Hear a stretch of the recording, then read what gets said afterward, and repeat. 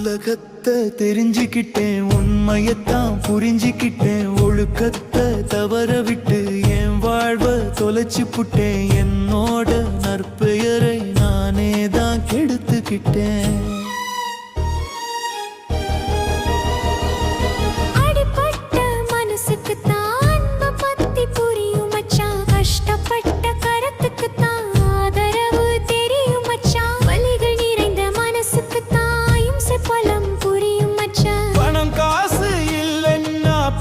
புள்ள மதிப்பதில்லை,